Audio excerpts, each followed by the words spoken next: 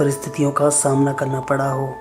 ऐसा ही एक हादसा 1972 में एंडीज के बर्फीले पहाड़ों में हुआ था, जिसमें जिंदा बचे लोगों को उन बर्फीले पहाड़ों में बिना भोजन के 72 दिनों तक रहना पड़ा था। अपने घायल साथियों को अपनी आंखों के सामने मरते देखना पड़ा था, यहाँ तक कि जिंदा रहने के लिए अपने ही साथियों की लाशों को खाना पड़ा था। इतिहास में ये दुर्घटना 1972 एंडीज फ्लाइट डिजास्टर या मिरेकल ऑफ एंडीज के नाम से प्रसिद्ध है। ये दुर्घटना उस फ्लाइट में सवार उरुग्वे के ओल्ड क्रिश्चियन क्लब की रग्बी टीम के उन 2 खिलाड़ियों के हौसले के लिए भी जानी जाती है, जिन्होंने एक सच्चे खिलाड़ी की तरह अंत तक हार न मानने वाले जज्बे को दिखाते हुए न सिर्फ खुद मौत को मात दी, बल्कि 14 लोगों की जिंदगी भी बचा ली थी। यह दर्दनाक हादसा हुआ था 13 अक्टूबर 1972 को और इसका शिकार हुई थी उरुग्वे के ओल्ड क्रिश्चियन क्लब की rugby team. Rugby team chilli के सेंटियागो में मैच खेलने जा रही थी। उरुग्वे एयरफोर्स का प्लेन टीम के खिलाड़ियों व अधिकारियों के साथ उनके परिवार व मित्रों को लेकर एंडीज पर्वत के ऊपर से गुजर रहा था। प्लेन में कुल 45 लोग सवार थे। उड़ान भरने के कुछ देर बाद ही मौसम खराब होने लगा था। एंडीज के सफेद बर्फीले पहाड़ों में पायलट को कुछ नजर नहीं आ रहा था। मौसम खराब था और पायलट को संभावित खतरा नजर आने लगा था। करीब 14,000 फीट की ऊंचाई पर पायलट अपनी पोजीशन मिस कर गया और एक ही पल में एयरक्राफ्ट एंडीज पर्वत की एक चोटी से टकरा गया। जो एयरक्राफ्ट कुछ देर पहले हवा से बातें कर रहा था, दूसरे ही पल धूं धूं करके जलता हुआ एंडीज पर्वत में गुम हो गया। इस भयावह हादसे में 18 लोगों की मौत हो गई। बाकी 27 लोग जैसे तैसे बच तो गए, लेकिन एंडीज की हाड़ कपकपा देने वाली बर्फ के बीच जिंदगी उनके लिए मौत से बदतर साबित हो रही थी।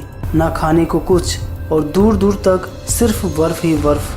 हादसे की जानकारी मिलते ही उरुग्वे की सरकार ने सक्रियता दिखाई और रेस्क्यू ऑपरेशन शुरू कर दिया, लेकिन प्लेन का रंग सफेद होने के कारण बर्फ से ढके सफेद एंडीज पर उसे ढूंढना घास के ढेर में सुई ढूंढने के बराबर था। लगातार 10 दिनों तक असफलता हाथ लगने पर 11वें दिन रेस्क्यू ऑपरेशन बंद कर दिया गया, क्योंकि सबका मानना था कि एंडीज के विषम मौसम में बिना खाना पानी के किसी का भी इतने दिनों तक जिंदा रहना मुमकिन ही नहीं था। उधर दूसरी तरफ बचे 27 लोगों में से कुछ लोग घायल हो गए और कुछ मर गए। बाकी बचे लोगों ने अपने आसपास उपलब्ध भोजन को छोटे छोटे हिस्सों में बांट दिया ताकि वो ज़्यादा दिन तक चल सके।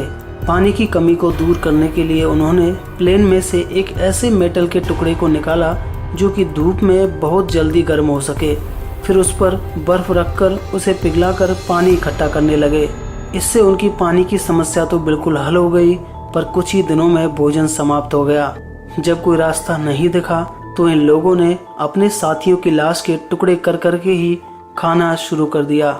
एक झटके में आई मौत से बचे ये लोग अब असहनीय अंत की ओर बढ़ रहे थे।